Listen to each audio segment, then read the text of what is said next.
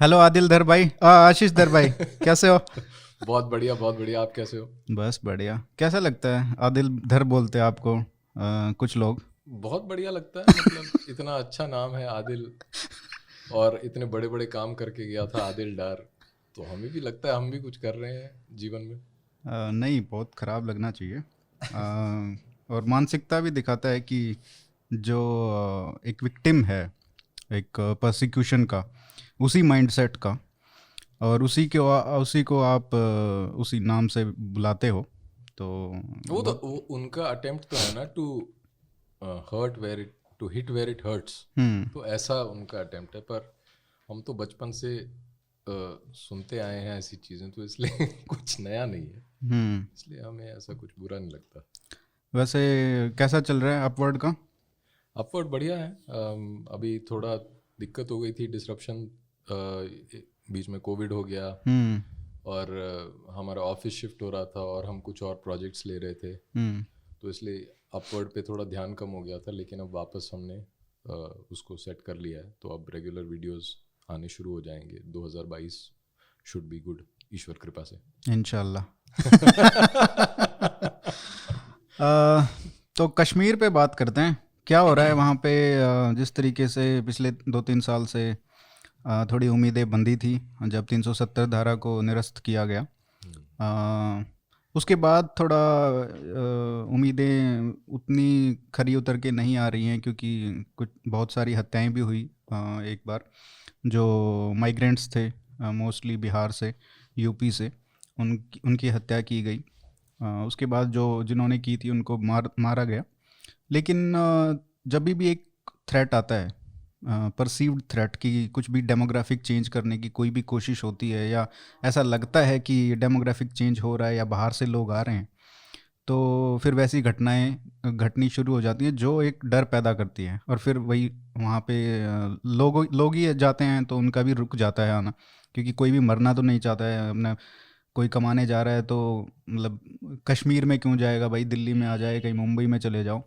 तो एक जब तक स्टेट प्रोटेक्शन नहीं होता है, हम्म। तो तब दिक्कत होती है। तो आप कैसे देख रहे हो जो कश्मीर में हो रहा है? जो स्टेप्स लिए गए हैं, पहले उन पे बात कर लेते हैं कि किस तरीके के जो स्टेप्स हैं, ये जो स्ट्रेटजी है इस सरकार की, वो सर्टेनली बेहतर तो है पिछली सरकारों से, इसमें कोई संदेह नहीं है। और 370 एक नेसेसरी स्टेप तो था, अगर सफिशिएंट नहीं तो नेसेसरी स्टेप तो था। तो आपका क्या, आप कैसे देखते हैं 370 धारा के निरस्त होने को, और जो सरकार कर रही है वहाँ पे? तो देखो, जो 370 जब हटाया गया तो उस दिन हमने अपवर्ड से पोस्ट भी किया था, बहुत सेलिब्रेट किया था। बहुत खुश थे हम सभी, अन्य देशवासियों की तरह, कि बहुत बड़ी चीज़ हो गई। और वाकई बहुत बड़ी चीज़ थी कि जो 70 साल से नहीं हो पाया था वो एक झटके में कर दिया, हम्म। ओवरनाइट हो गया। पर उसके साथ साथ हमने एक चेतावनी भी दी थी अपने वीडियो में, कि ये स्टेप ज़ीरो है। यहाँ से तो बात शुरू होगी अब कि क्या होना है। कि अब आपने एक सीरियसनेस ऑफ इंटेंट दिखा दिया, भारत सरकार ने। अब बात करिए कि अब क्या करना है।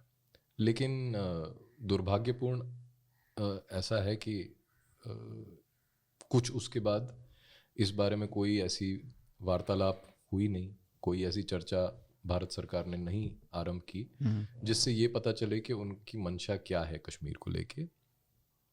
370 भारतीय जनता पार्टी का एक मैनिफेस्टो में भी एक उनका एजेंडा था उसमें।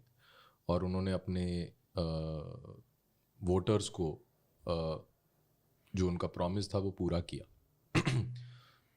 पर क्योंकि उसके बाद कोई ऐसी बात हुई नहीं जो ये बताए कि अब क्या, व्हाट नेक्स्ट, इसलिए इसके ऊपर एज ईच डे पासिस और प्रश्न चिन्ह लग जाते हैं कि ये क्यों किया और क्या इसका लॉन्ग टर्म ऑब्जेक्टिव है।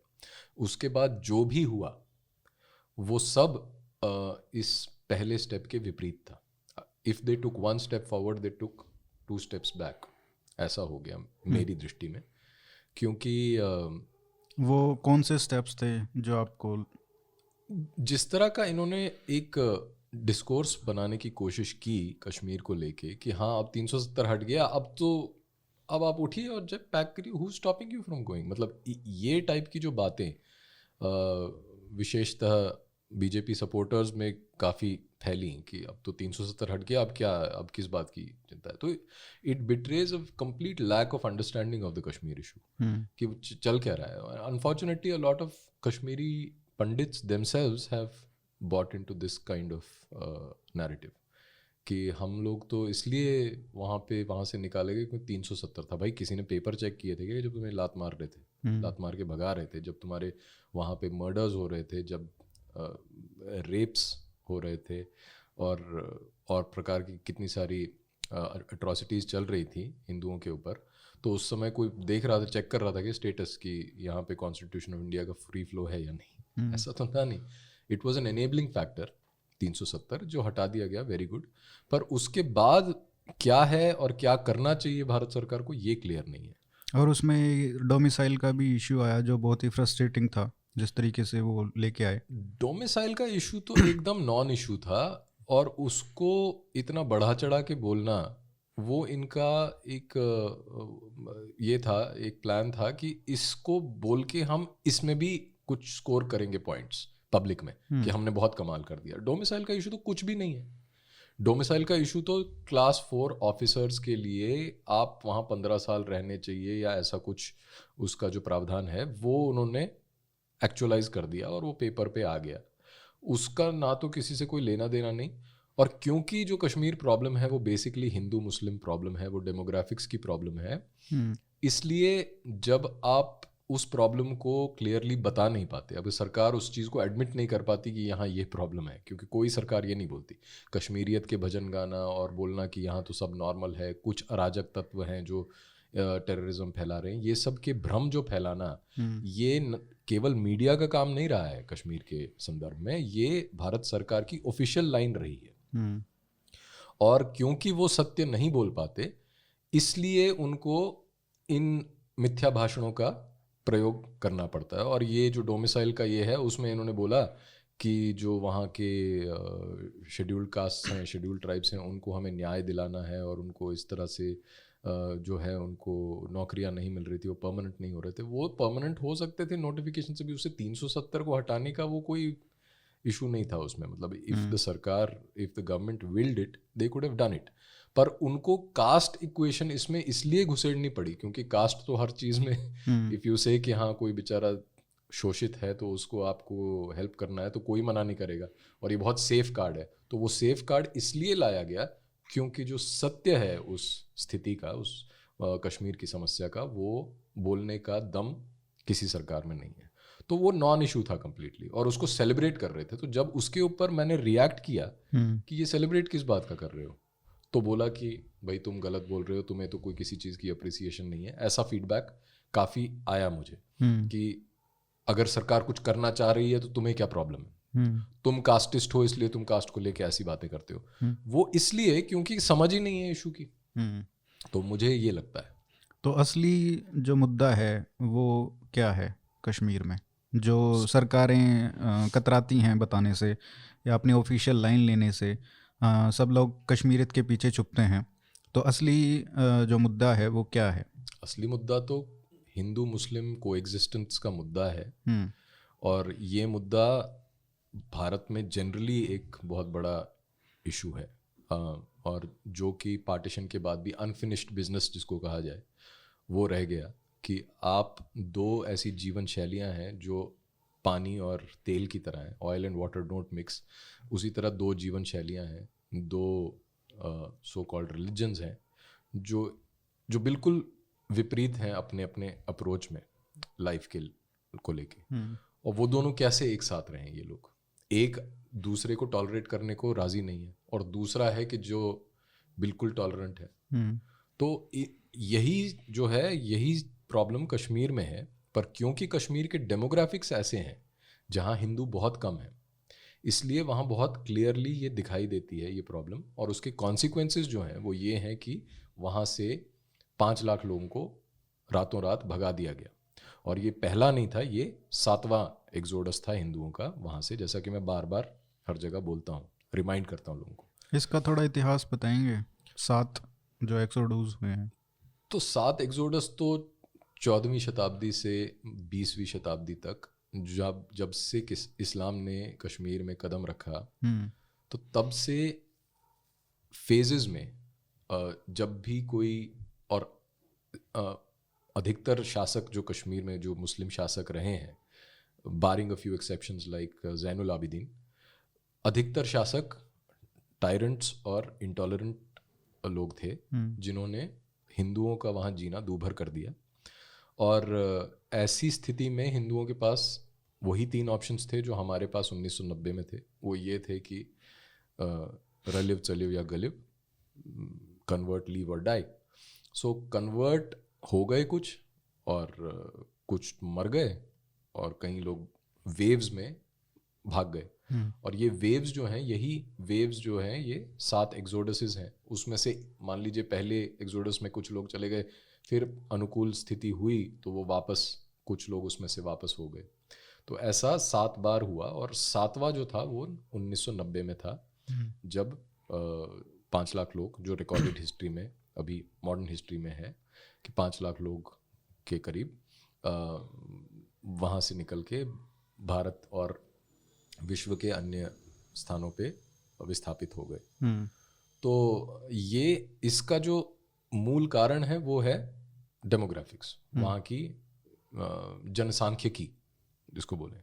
और क्योंकि वहाँ पे मेजॉरिटी में मुसलमान हैं, उनके साथ रहना हिंदुओं के लिए बहुत मुश्किल है, क्योंकि वो टॉलरेट नहीं करते किसी प्रकार का अन्य धर्म को, मतलब जो मूर्ति पूजक जिसे बोलें, जो हम लोग हैं पॉलीथियस्टिक आइडल वर्शिपर्स, हमारी जीवन शैली उनको मंजूर नहीं।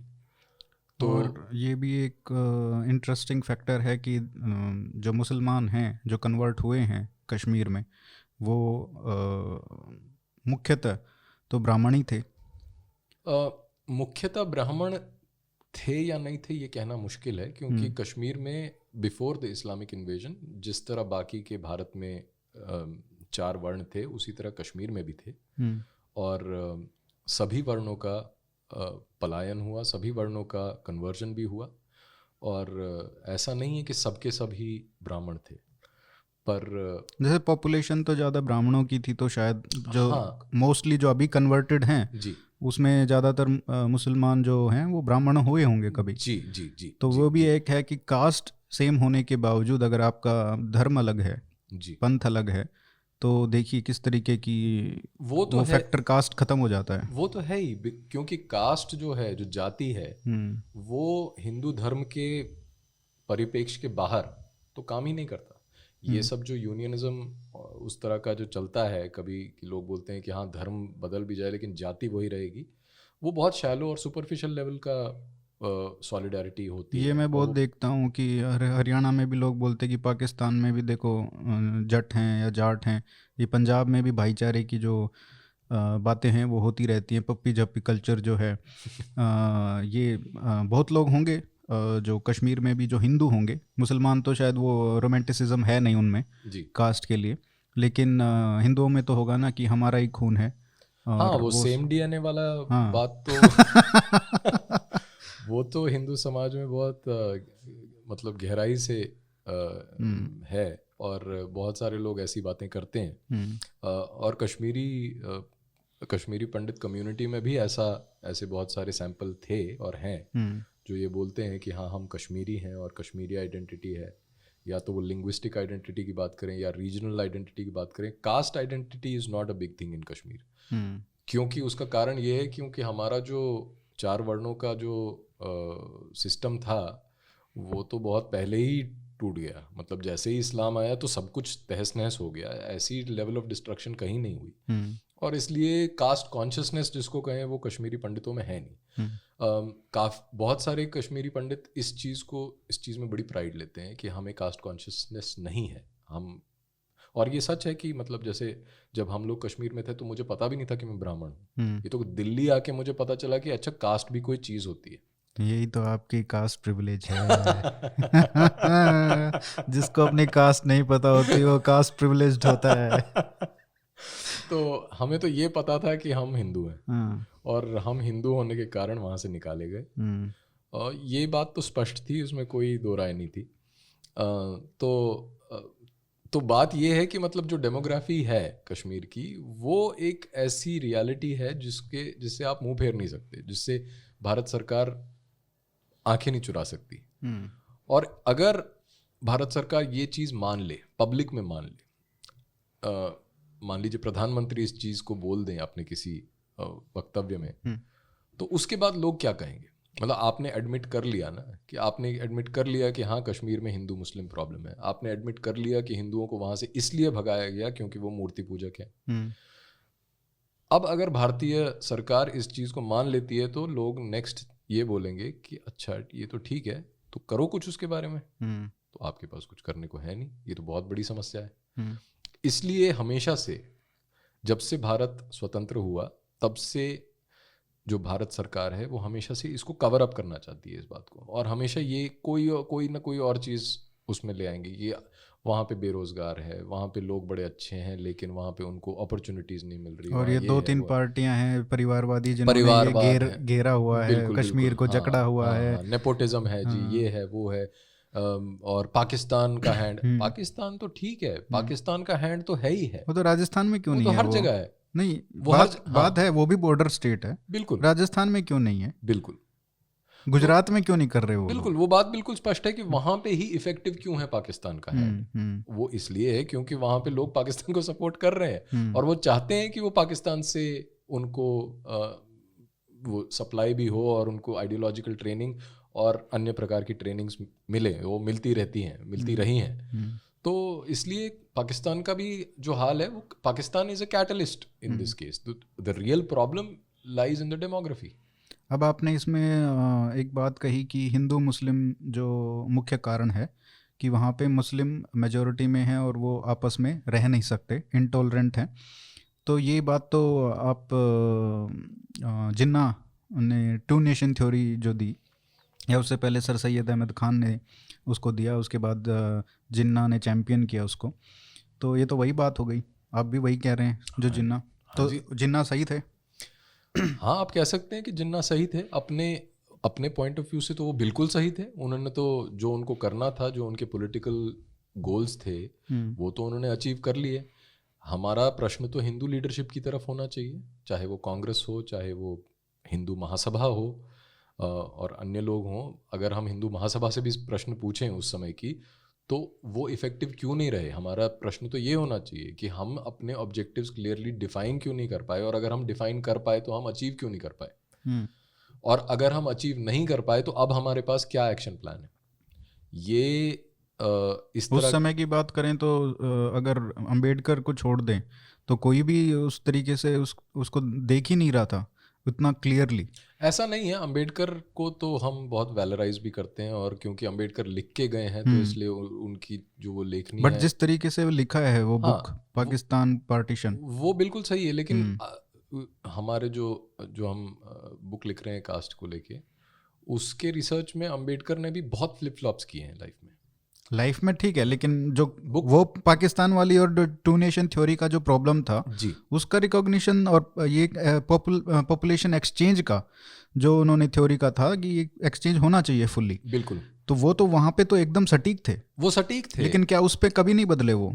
नहीं, वो पहले और चीजें भी बोल चुके हैं। वो पहले जिन्ना के साथ भी उन्होंने हाथ मिलाने की कोशिश की है। ये तो फाइनली डॉक्यूमेंट जो हो गया, जो लिख लिया गया, वो क्रिस्टलाइज हो गया है डिस्कोर्स में, और अब हम उसको करते हैं, और वो बात बिल्कुल ठीक है। चलो 1940 में जो पोजीशन ली, एक आदमी अपने व्यूज बदलता है और फाइनली वो लिख के गया है, मुझे उससे कोई ये प्रॉब्लम नहीं है, मैं मानता हूँ उस बात को। लेकिन मैं ये कह रहा हूँ कि अंबेडकर के अतिरिक्त भी अन्य लोग थे जिनको इस बात का ज्ञान था कि क्या हो रहा है और किस तरह से हिंदुओं के हाथ से अपनी भूमि छीन ली जा रही है।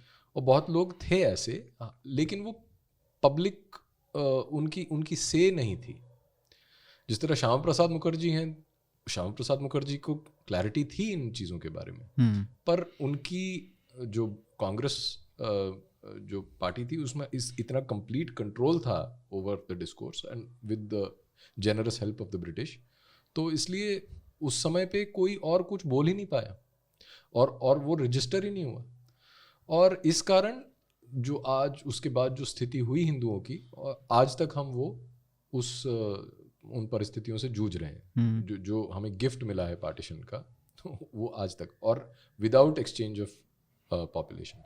तो जो आप कह रहे थे कि हाँ, जिन्ना अपनी जगह बिल्कुल सही थे, लेकिन हमारी तरफ से क्या उत्तर था, और अगर उस समय उत्तर नहीं था तो हम पीछे जाके हम गांधी और नेहरू की आलोचना कर सकते हैं आज बैठ के यहाँ पे, पर आज हम क्या कर रहे हैं, आज हमारे पास क्या एक्शन प्लान है? क्या हिंदू सोसाइटी के पास कोई उत्तर है इस प्रश्न का कि अब आप हिंदू मुस्लिम को एग्जिस्टेंस के क्वेश्चन के साथ कैसे डील करेंगे? तो ये जो सॉल्यूशन है गोइंग फॉरवर्ड कश्मीर का, वो क्या है? देखिए, अब कश्मीर, आपने बोला हिंदू मुस्लिम का इम्बैलेंस है, डेमोग्राफिक चेंज का प्रॉब्लम है, जी तो उसको चेंज करना पड़ेगा ना, डेमोग्राफिक्स को आपको चेंज करना पड़ेगा। हिंदू पॉपुलेशन जो है कश्मीर में वो ज़्यादा होगी, that is the starting point, जी जी कि तभी कम्युनल रिलेशंस अच्छे होंगे, जी जी उससे पहले नहीं है। अब वो कैसे होगा डेमोग्राफिक चेंज? हिंदू मेजोरिटी में कैसे आए कश्मीर में? अब बात तो उतनी ही है ना, वो कैसे अचीव होगा? हिंदू मेजॉरिटी में तभी आ सकते हैं जब सरकार इस चीज़ को पहले एडमिट करे कि ये हिंदू मुस्लिम प्रॉब्लम है, ठीक है। उसके बाद अगर सरकार ने ये एडमिट कर लिया कि ये हिंदू मुस्लिम प्रॉब्लम है, तो उनका क्या रोड मैप है उस डेमोग्राफिक इम्बैलेंस को सही करने का, यानी कि एटलीस्ट बराबर तो हो जनसंख्या, if not Hindu majority then 50-50 at least. वो करने का सामर्थ्य क्या इस राज्य में है? क्या इंडियन स्टेट वो कर सकता है अपनी आज के तंत्र को लेके, अपने जो उसकी लाइबिलिटी है एक ये सेक्युलरिज्म की, और this commitment to this stupid notion कि हम सेक्युलर हैं जी। तो सेक्युलर होने का क्या अर्थ है? तो जब तक इंडियन स्टेट अपनी सिविलाइजेशनल रिस्पॉन्सिबिलिटी को एक्नॉलेज नहीं करता, और ये कोई सुपरफिशियल बात नहीं है, इसका मतलब है कि आपका जो तंत्र है, आपका जो लॉ है, जो जूरिस्प्रूडेंस है, जो जिस तरह से आप गवर्न करते हैं अपने समाज को, जिस तरह से आप ऑर्डर कर रहे हैं सोसाइटी को, जो आपके लॉज हैं, जो लेजिस्लेशंस बनती हैं, वो सब का सब हिंदू धर्म के अनुसार हो, क्योंकि that is what the majority of the population practices. और अगर वो नहीं है, तो जो उसके बीच में जो कॉन्फ्लिक्ट है लोगों और शासन के बीच, वो तो इस देश को चीर फाड़ देगा, क्योंकि इतना टेंशन कैसे कोई समाज टॉलरेट कर सकता है over a long period of time. या फिर लोगों का ही कन्वर्जन हो जाए, या लोग, मैं वही कह रहा हूँ कि कुछ ना कुछ तो रिजॉल्व होगा ना, टेंशन तो रिजॉल्व करना है। या तो लोग कन्वर्ट हो जाएंगे जैसे हो रहे हैं, या कन्वर्ट, मैं कन्वर्जन ऑफिशियली नहीं, मैं वो कन्वर्जन बोल रहा हूँ कि अपने मानसिकता का, कि वो स्टेट के प्रति ज़्यादा हो जाए और सोसाइटी के जो पावर है, कम्युनिटी पावर है, वो कम हो जाए। बिल्कुल वो चीज़ है। तो कश्मीर का जो आपका कश्मीर के कॉन्टेक्स्ट में प्रश्न था, तो जब तक भारत हिंदू स्टेट नहीं बनता, तब तक ये सब सोचना भी ख्याली पुलाव है कि कैसे डेमोग्राफिक चेंज करेंगे, हो ही नहीं सकती। कौन सा स्टेट, उसके पास क्या इंटेलेक्चुअल और लीगल टूल्स हैं इस चीज़ को एक्चुअलाइज करने के लिए? डेमोग्राफिक चेंज नहीं कर सकते। आपकी जो कॉन्स्टिट्यूशन है वही आपके बीच में बाधा बन जाएगी, आपके एम के बीच में कर ही नहीं सकते आप। नहीं, एक वर्ग जैसे ये कहता है कि विकास एक रास्ता हो सकता है, जैसे कि धीरे धीरे वहाँ पे इंडस्ट्रीज़ आएँ, अब ज़मीन खरीदने का प्रावधान हो कि लोग ज़मीन खरीद सकें वहाँ पे, जम्मू में, या जम्मू में भी ज़्यादा पॉपुलेशन हो, या कश्मीर में एक इंडस्ट्रियलाइजेशन हो, कंपनीज जाएं, जिस तरीके से बेंगलोर में बहुत लाखों लोग बाहर से आए हैं, या दिल्ली में बाहर से लाखों लोग आए हैं। तो उस तरीके का अगर बनता है, और पॉपुलेशन ज़्यादा नहीं है कश्मीर वैली की, मेरे ख्याल से कितनी 40-50-60 लाख है शायद, है ना, 60 लाख है, और एक शहर का बेंगलोर का ले लीजिए, वही 90 लाख के आसपास है, और अभी पिछले 15-20 साल में ही हुआ है।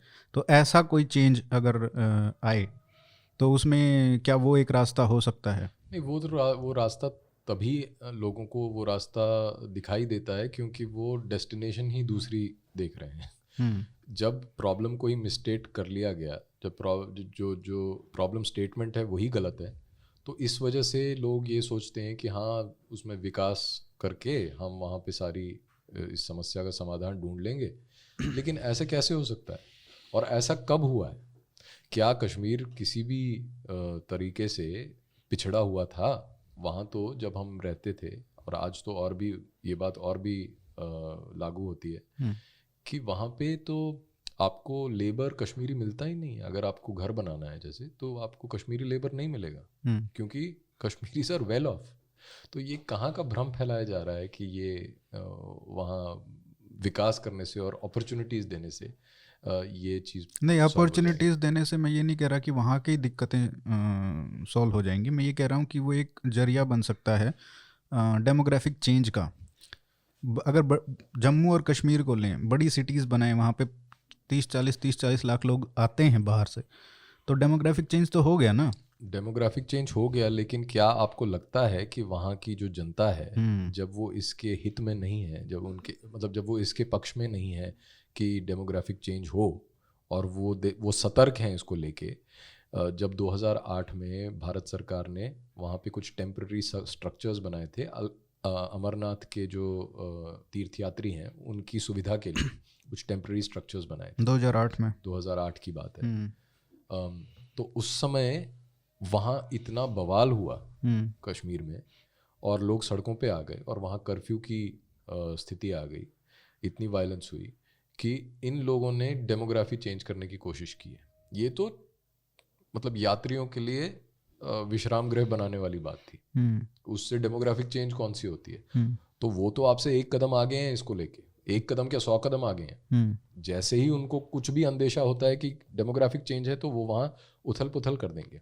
और इंडस्ट्री को फंक्शन करने के लिए आपको एक स्टेबल सोसाइटी चाहिए, आपको लॉ एंड ऑर्डर चाहिए, वो वहाँ कभी आने ही नहीं देंगे। अभी जो हाल में ये हुआ कि इन्होंने कुछ गवर्नमेंट पोस्ट निकाली, और ये पूरा आई वॉश जो सरकार ने किया कि हम कश्मीरी पंडितों को वापस भेज रहे हैं सरकारी नौकरियों के द्वारा, उनको सरकारी नौकरियां दिलवा के।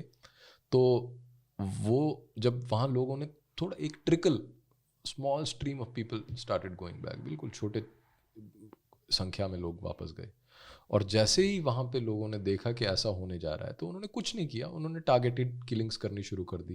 कोई हलवाई को मार दिया, किसी बिजनेसमैन को मार दिया, है ना। कोई बेचारा वहाँ पे बिहार से मजदूरी कर रहा था, उसको उड़ा दिया। तो ये छोटी मोटी किलिंग्स करके एक बहुत बड़ी मैसेज भी भेजी गई पब्लिक में कि ये सब नहीं चलेगा, और लोग भागे वापस। जो लोग वापस जाना जिन लोगों ने वहाँ एक कदम ही रखा था, उन्होंने वापस कदम ले लिया। तो ये तो छोटा सा उदाहरण है कि किस तरह से ये चीज़ें, ये स्टेल्थ मोड में ये सब नहीं होता, क्योंकि दूसरी तरफ से लोग सोए तो हुए हैं नहीं हिंदू समाज की तरह। दूसरी तरफ से तो वो अपने हित को लेके बहुत सीरियस है, बहुत गंभीर उन्होंने विश्लेषण कर रखा है पहले ही आपसे ज़्यादा। तो आप ये सब सोच के, आप ये चाणक्य नीति बना के कुछ नहीं मिलने वाला, क्योंकि दूसरी तरफ से कोई लोग मतलब आंख मूंद के नहीं बैठे, और वो जानते हैं कि उनको क्या चाहिए, और वो कभी ये होने नहीं देंगे।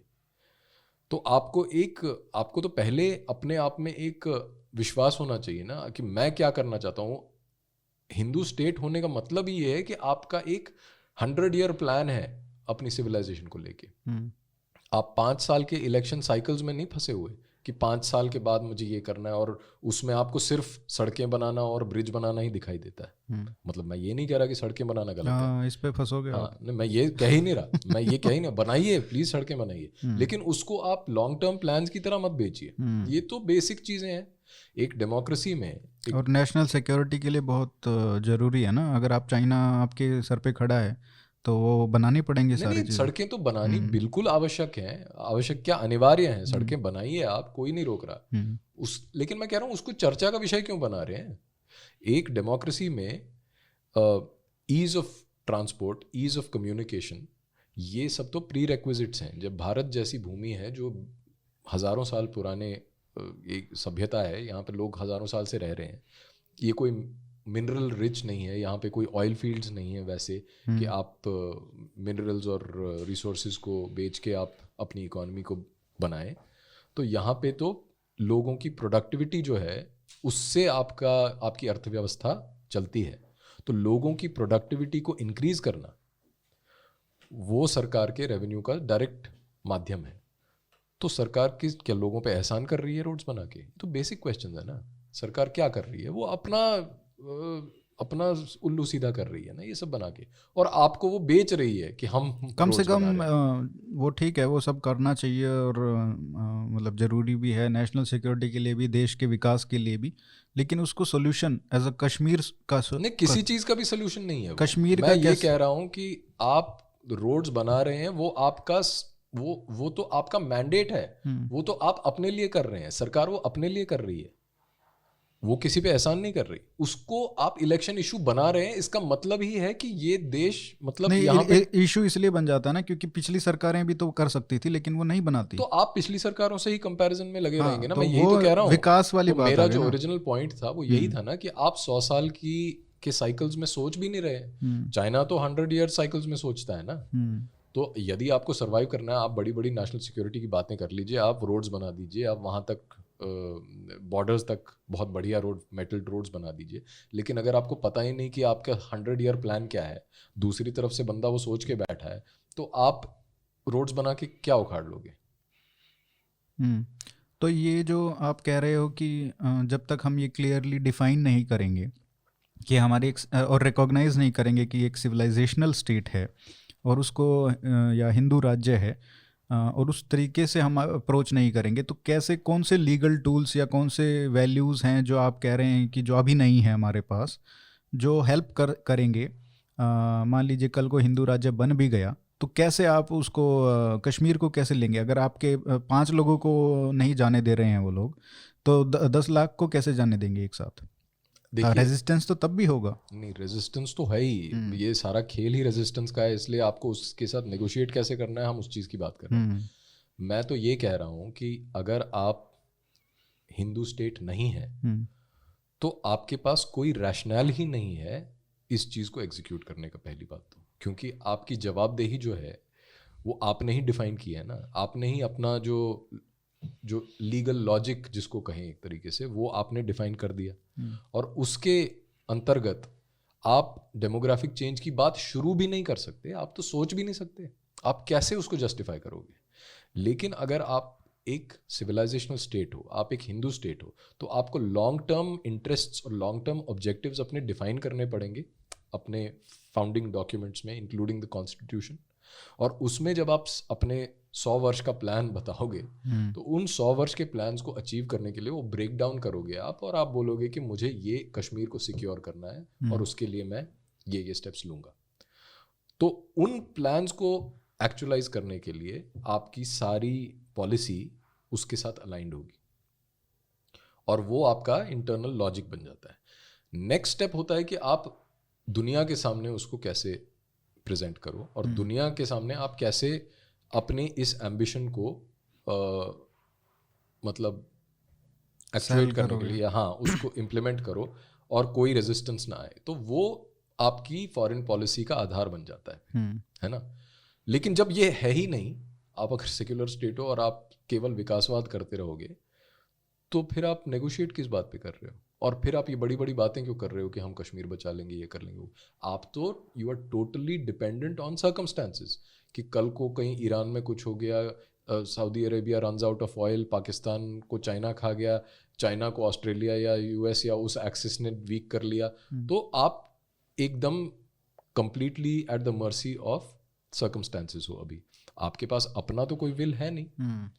तो ये चेंज करने के लिए आपको पहले अपना सिविलाइजेशनल रिस्पॉन्सिबिलिटी आपको एक्नॉलेज करनी पड़ेगी, और उसके लिए जो जो आपको करना है, मतलब उसके लिए आपको थिंक टैंक्स बनानी पड़ेगी। आपको एक पहले तो 20 साल इसी चीज़ में लग जाएंगे कि ये बताने में कि हिंदू स्टेट है क्या। बहुत सारे लोग ट्विटर पे बोलते हैं कि अरे हिंदू स्टेट मांगने वाले, आप ये तो बताओ कि हिंदू स्टेट है क्या। अरे भाई, तुम पहले ये एक्नॉलेज, इसकी जो नीड है वो तो आप समझो पहले, उसके बाद इस पे चर्चा होगी ना कि हिंदू स्टेट है क्या। और वो मैं थोड़ी बताऊंगा ट्विटर पे बैठे, मेरी क्या औकात है, और मुझसे पूछ भी क्यों रहे हो? ये तो आपको सरकार से पूछना चाहिए। और नहीं, जिनको वोट कर रहे हैं उनसे पूछना चाहिए। भाई जो एडवोकेट करेंगे कि हिंदू राज्य होना चाहिए, उन्हीं से तो पूछा जाएगा। वो हिंदू तो राज सरकार वाले तो कर ही नहीं रहे नहीं हैं। नहीं नहीं नहीं, सरकार वाले नहीं कर रहे, लेकिन जो जो कर रहे हैं और जो अपने ट्विटर बायो में लिखते हैं कि हम हिंदू राष्ट्र वाले हैं, वही तो पूछते हैं कि हिंदू राष्ट्र क्या है। राष्ट्र तो फिर वो कहते हैं ना कि राष्ट्र तो बन गया, हिंदू राष्ट्र तो है ही। तो उनका डेफिनेशन जो हिंदू राष्ट्र का है वो हाँ। ये है कि हाँ बीजेपी की सरकार आ गई, हम्म, लेकिन ऐसा हिंदू राष्ट्र तो होता नहीं। अब मैं एक एग्जांपल देता हूँ आपको एनवायरमेंटल इश्यूज को लेके हम्म। कि मैं इस पे बाद में बात करें, हाँ मतलब हिंदू राष्ट्र और जो उसके हाँ का क्या कंपोनेंट्स होंगे, हाँ उसमें एनवायरनमेंट की भी बात करेंगे। लेकिन उससे पहले एक कश्मीर का फाइनल, ये पनून कश्मीर पे मैं बात करना चाहता था। क्या वो एक आइडिया है जो सेक्युलर स्टेट जो अभी के करंट स्ट्रक्चर में पुश कर सकती है और उसके थ्रू कुछ बदलाव ला सकती है? ये एक बहुत अच्छा प्रश्न आपने पूछा, क्योंकि ये जो हम अभी बात कर रहे थे उसके साथ बिल्कुल लिंक करता है हम्म, कि क्या इंडियन स्टेट हिंदू परसिक्यूशन को रिकॉग्नाइज करता है? हम्म। नहीं करता। जैसे हमारे केस में नहीं करता, बाहर तो करता है ना, नहीं करता। सीए आया है, मतलब हाँ ये बात सही है कि सिर्फ हिंदू के प्रोसिक्यूशन को नहीं किया है, उसमें भी वहाँ के उसने जो माइनॉरिटीज थे। उसमें हाँ, भी माइनॉरिटीज। ठीक है। हमारा तो जीता जागता उदाहरण है हम्म, जहाँ पे हम इनविजिबल हैं। भले ही मीडिया में, भले ही ऑल्टरनेटिव मीडिया में, भले ही अरिहंत पावड़िया मान जाए कि हाँ कश्मीरी हिंदुओं को निकाल दिया गया और उनके साथ शोषण हुआ, मगर भारतीय सरकार ऑफिशियली ये चीज़ नहीं मानती। क्योंकि जब कोई यूएन का बैठक होती है, कोई इंटरनेशनल फोरम्स होते हैं जहाँ पे कश्मीर का इशू डिस्कस होता है, तो भारतीय सरकार कभी हिंदू इशू को उठाती नहीं, कभी ये नहीं बोलती कि वहाँ पे हिंदू परसिक्यूशन हुआ। तो हमारे पास एम्पेरिकल एविडेंस है ये क्लेम करने के लिए कि भारतीय सरकार हिंदू परसिक्यूशन को एक्नॉलेज नहीं करती। वो इसलिए एक्नॉलेज नहीं करती क्योंकि उसके पास टूल्स नहीं है, उनके पास इंटेलेक्चुअल टूल्स ही नहीं है इस चीज़ को फ्रेम करने के लिए। क्योंकि वो जो ये पूरा का पूरा जो तंत्र है ये हिंदू विरोधी है, और ये इसमें हिंदुइज्म नाम का एक मतलब ये टैबू टॉपिक है कि हिंदुइज्म को बोल ही नहीं सकते आप कुछ तोड़ मरोड़ के कुछ भी बोल दो, कल्चर बोल दो, इंडियन कल्चर बोलो, ये बोलो, हिंदू शब्द ही एक प्रॉब्लम है। पनून कश्मीर जो है बहुत ही लॉजिकल डिमांड है कि हमें वहां से निकाल दिया, हमारा हक, हमारा अधिकार क्या है, हमें दे दो वापस अपनी ज़मीन यार। इसमें क्या नेगोशिएशन किस बात की है? और उसको पाने के लिए जो भी स्टेप्स लेने होंगे, उसमें क्या करना है, उसको कैसे ब्रेक डाउन करना है, इस चीज़ पे चर्चा होनी चाहिए। इस चीज़ पे चर्चा कैसे हो रही है कि पनून कश्मीर क्यों? पनून कश्मीर इसलिए क्योंकि हमें निकाला गया, हमारे साथ गलत हुआ और हमें अपना अधिकार वापस दे दो। वो तो भारतीय सरकार का उत्तरदायित्व है ना। वो मैं तो कोई मनगढ़ंत कहानी नहीं बना रहा। हमारे तो फंडामेंटल राइट्स जो हैं वो छीन लिए गए। तो जब हमारे राइट्स ही हमसे छीन लिए गए, वो राइट्स हमें वापस दिए जाएं, इसमें क्या दो राय है? इसमें मैं किस चीज़ की बात कर रहा हूँ, किस चीज़ का नेगोशिएशन है उसमें? अब उसको प्राप्त करने के लिए जो हमने एक इंट्रोड्यूस किया था एक चीज़ डिस्कोर्स में, वो था कश्मीरी हिंदू रीसेटलमेंट एक्ट। उसमें हमने ये कहा कि ये 10 प्रोविजंस हैं इस एक्ट के, जिसमें कि राइट टू बेयर आर्म्स एक चीज़ होगी, बहुत ज़रूरी है। हाँ, और दूसरा ये है कि आप प्रोटेक्शन दें जब आप वहाँ पे हम वापस जाते हैं और कश्मीर का आप विभाजन करते हैं और पनून कश्मीर हमें दे देते हैं, तो हम ये तो एक्सपेक्ट ही नहीं कर रहे सरकार से कि वहाँ जो मुस्लिम्स रह रहे हैं उनको आप कहीं और भेज दें, क्योंकि वो उनकी भी ज़मीन है और बिल्कुल वैलिड है ये बात। अब हमें वापस अगर मुस्लिम्स के साथ कोएग्जिस्ट करना है तो हमारे पास क्या लीगल प्रोविजंस होंगे जो हमें वो प्रोटेक्शन देंगे? इसका पैरेलल आप SC/ST एक्ट में देख सकते हैं। अगर SC/ST एक्ट में आप ये कह रहे हैं कि हम purely on the basis of a complaint हम किसी को अंदर कर सकते हैं, क्योंकि ये हिस्टोरिकली ओप्रेस्ड कम्युनिटी है और हिस्टोरिकली ओप्रेस्ड कम्युनिटी के इस ओप्रेशन को ख़त्म करने के लिए हम ये स्पेशल प्रोविजंस ला रहे हैं लॉ में। तो ये हमारी कम्युनिटी भी हिस्टोरिकली ओप्रेस्ड है, कश्मीरी हिंदू कम्युनिटी। और जैसा मैंने आपको बताया कि 7 बार हमारा पलायन हुआ है, ये भी बहुत डॉक्यूमेंटेड है। इम्पोर्टेंट है अंडरलाइन करना कि ये कश्मीरी हिंदुओं का होगा पनून कश्मीर, ना कि सिर्फ पंडितों का। फिर उनके लिए आसान हो जाएगा नहीं तो। और हैं कौन बच्चे? क्योंकि वो भी कहते हैं, और बच्चे कौन हैं? नहीं वो नहीं, वो कश्मीरी हिंदू। कश्मीरी मुस्लिम भी यही कहते हैं कि हाँ हमको कोई दिक्कत नहीं है कि कश्मीरी पंडित आ जाएं वापस, लेकिन कश्मीरी हिंदुओं की नहीं मतलब नहीं, जब हिंदुओं कश्मीरी की हिंदू हैं कौन? कश्मीरी पंडित ही तो है, इट्स सिनोनिम, हाँ तो पर्यायवाची शब्द है हम्म कश्मीरी पंडित। और ये तो मतलब पता नहीं किस तरह की ये मिथ्या फैली हुई है ये सब बोल के कि कश्मीरी पंडित एक चीज़ है, कश्मीरी हिंदू अलग चीज़ है। कश्मीरी पंडित इज कश्मीरी हिंदू इज कश्मीरी पंडित। इसमें बिल्कुल भी कोई डाउट नहीं है, कोई एम्बिग्विटी नहीं है इस चीज़ में। जैसा आपने पहले बोला कि जो बचे ही थे वो ब्राह्मण थे और वही बचे हैं, तो कास्ट तो यहाँ मैटर ही नहीं करती। ये तो नाम है, ये तो लेबल है पंडित, because our community happen to be a community of scholars, तो वो इसलिए उनका पंडित नाम स्टिक हो गया। किसी राजा ने बोल दिया पंडित हैं तो पंडित हो गए। अब ये कम्युनिटी का हिस्टोरिकल ऑपरेशन डॉक्यूमेंटेड है, अनडिनाएबल है। उसके बाद भी आप कह रहे हैं कि हम ये लॉ पास नहीं कर सकते। क्यों नहीं पास कर सकते? क्योंकि वो रिकॉग्नाइज ही नहीं करेगी। जो लेजिस्लेचर है वो डिस्कस भी नहीं कर सकता इसको, क्योंकि Hindu persecution does not exist because we are Hindus are in majority. तो आप देख रहे हो किस तरह का ये जो पूरा सिस्टम है, जो पूरा जो लीगल सिस्टम है वो टोटली हिंदू विरोधी है। हिंदू विरोधी इसलिए क्योंकि वो हिंदूज को मान ही नहीं सकता कि इनके साथ कुछ गलत हो सकता है। ये तो हमेशा से ही ऑपरेसर ही रहे हैं, और specially if you are a Brahmin और an upper caste. SC/ST act में जिस तरह की एट्रॉसिटीज हो रही हैं, जिस तरह का गलत हो रहा है लोगों के साथ, उनको अंदर करके डाल देते हैं based on nothing but a complaint, वो इतना लो परसिक्यूशन रेट है। और ये सबको पता है एम्पेरिकली अवेलेबल डेटा में कि ये इसमें it's one of the lowest persecution rates in any form of crime in India. और फिर भी उसके ऊपर इतने सारे भाषण दिए जाते हैं और ये बोला जाता है कि ये गलत है, वो गलत है, और SC/ST एक्ट की ज़रूरत है, और उसको और स्ट्रॉन्ग और ड्रैकोनियन और मुश्किल कर दिया जाता है लोगों के लिए, ताकि समाज में जो दरारें हैं वो और गहरी हो जाएं। इस तरह का काम चल रहा है। यहाँ पे एक केस है जहाँ पे एक कम्युनिटी आपके सामने आंखों के तले आपके उनको निकाल दिया, 5 लाख लोगों को निकाल दिया, उसमें कोई डाउट नहीं है। और हम बोल रहे हैं कि हमारा कश्मीरी हिंदू रीसेटलमेंट एक्ट पास कर दो और उसमें कुछ ऐसे प्रावधान दे दो जैसे SC/ST एक्ट में है। वो बोलते हैं ये कैसी बातें कर रहे हैं, ये तो एक्सट्रीमिस्ट हैं। चलिए, एक ये एक्ट हो गया, एक मतलब एक्ट में एक प्रावधान ये हो गया कि SC/ST एक्ट जैसा उसमें प्रोविज़न होना चाहिए। दूसरा आपका राइट टू बियर आर्म्स हो गया। और क्या डिमांड्स हैं? उसमें बहुत सारी और डिमांड्स हैं, जैसे कि जो डिस्ट्रेस सेल्स हैं उसको रिवर्स किया जाए। ये मतलब जैसे हम लोग निकले तो हम तो ओवरनाइट भागे वहाँ से, अपना जो भी 2 जोड़ा कपड़े लेके भाग गए। उसके बाद जब वहाँ थोड़ी सिचुएशन स्टेबल हुई तो बहुत लोगों ने अपनी, क्योंकि अब वापस जाने का कोई स्कोप था नहीं, तो लोगों ने अपनी ज़मीन और जो अपनी प्रॉपर्टी थी वो बेच दी। अब बेचने वाले कौन है, वो खरीदने वाले कौन है? वो आपके वही पड़ोसी हैं, वही नेबर्स हैं, वही जान पहचान वाले हैं, जिनको पता है कि आप कभी वापस नहीं आने वाले। तो उन्होंने मुंह मांगी, मतलब जो उनको लगा कि हाँ थ्रू अवे प्राइसेस, कि कुछ तो मिल जाए उसका, तो वो classical category of distress cell है। तो वो तो कंपनसेट वैसे हो जाएगा अगर पार्टीशन होगा कश्मीर वैली का, उसमें से जो पनून कश्मीर निकलेगा वो पूरी प्रॉपर्टी एक कलेक्टिव प्रॉपर्टी होगी ना कश्मीर हिंदूज की, वो एक कंपनसेशन माना जा सकता है।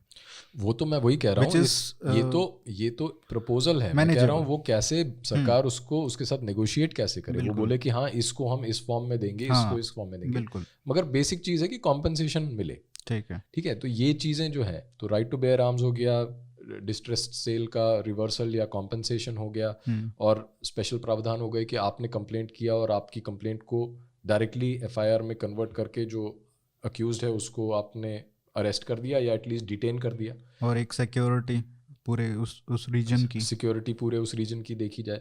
तो ऐसे हमने 10 ऐसे पॉइंट्स उसमें लिखे थे। बहुत ही क्विकली किया था, मतलब उसमें कोई ज़्यादा शोध अभी हुआ नहीं है। उसकी ज़रूरत है, आवश्यकता बिल्कुल है, लेकिन मैं ये कह रहा हूँ कि ये बिल्कुल स्ट्रेट फॉरवर्ड एक्ट है। जो हमने बोला था कि इसके साथ पनून कश्मीर को एक्टिवेट करने के लिए, पनून कश्मीर की डिमांड को सीरियसली परस्यू करने के लिए आपको एक पैरेलल एक्ट चाहिए होगा, और वो है resettlement of Kashmiri Hindu act.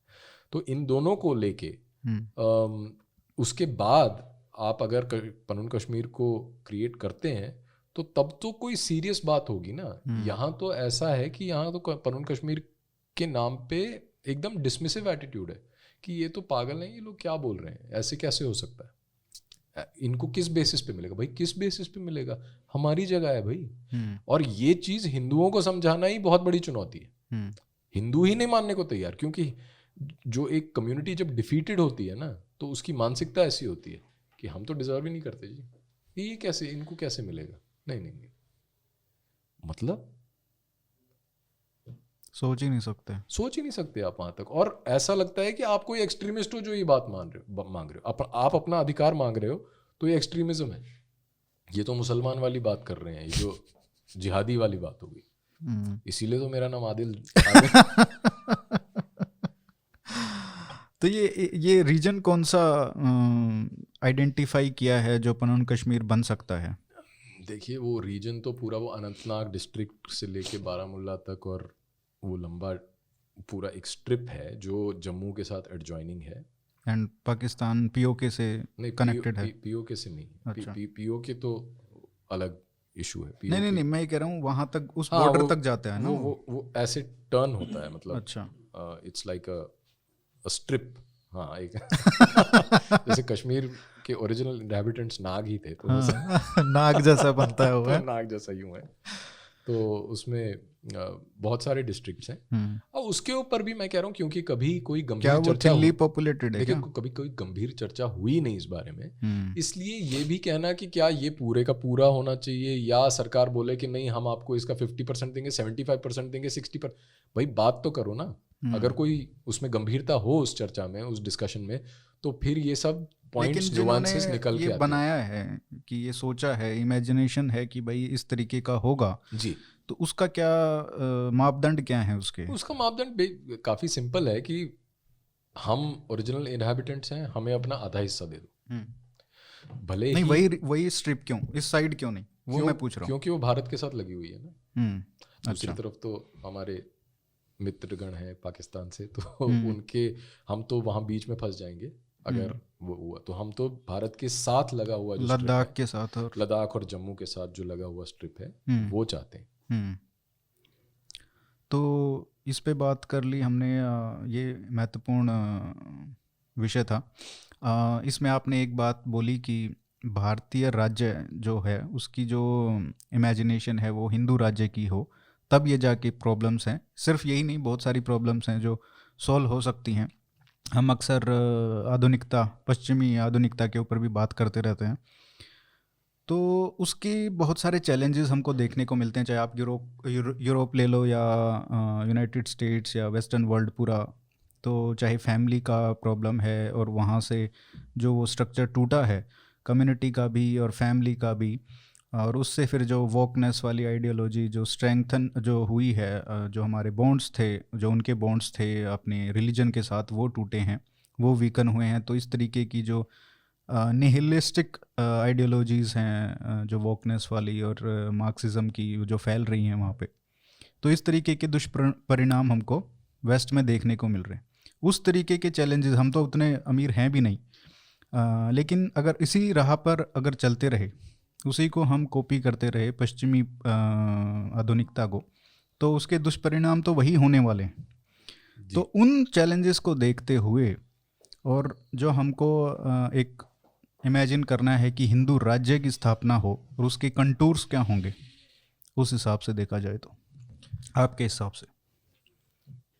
तो आज के युग की जो चुनौतियां हैं, जो हम आधुनिक युग की जब बात करते हैं, तो उसमें चुनौतियां इस प्रकार की हैं। एक तो इकोलॉजिकल, पर्यावरण को लेके जो समस्या है, पर्यावरण का जो प्रदूषण जिस तरह से फैल रहा है, और जिस तरह से जो नेचुरल बॉडीज़ हैं वो या तो प्रदूषित होती जा रही हैं, या वो बिल्कुल रिसीड कर रही हैं, जैसे स्नो लाइन्स रिसीड कर रही हैं। स्पीशीज़ का एक्सटिंक्शन, ये बहुत बड़ी समस्या है जिसके बारे में भारत में बात भी नहीं होती। दूसरी चीज़ है कि जो